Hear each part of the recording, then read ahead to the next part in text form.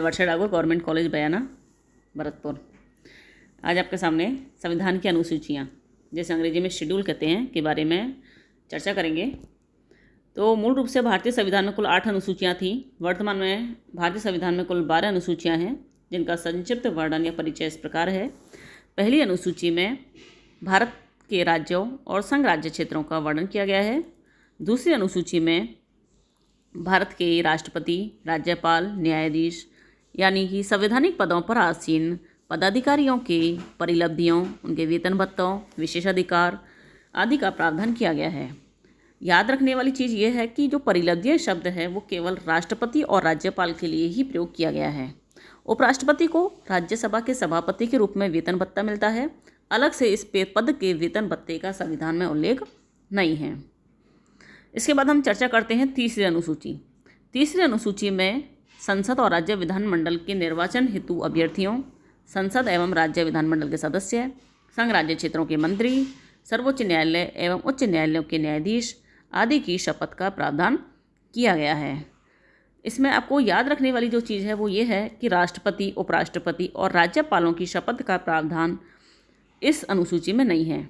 राष्ट्रपति संविधान के अनुच्छेद 60, राज्यपाल अनुच्छेद 159, 159 के तहत संविधान और विधि के परिरक्षण, संरक्षण और प्रतिरक्षण की शपथ लेते हैं।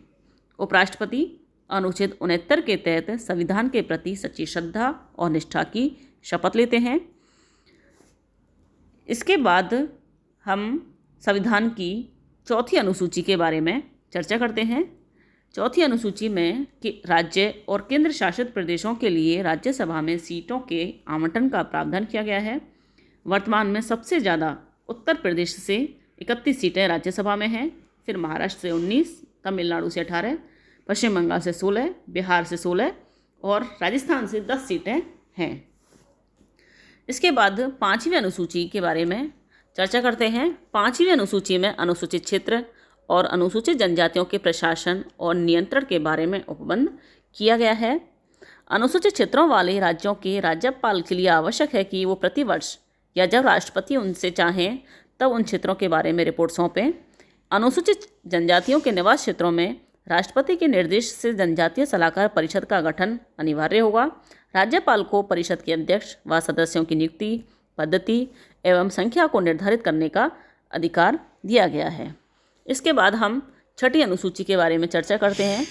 छठी अनुसूची में असम, मेघालय, त्रिपुरा, मिजोरम राज्यों के जनजातीय क्षेत्रों के प्रशासन के बारे में उपबंध किया गया है।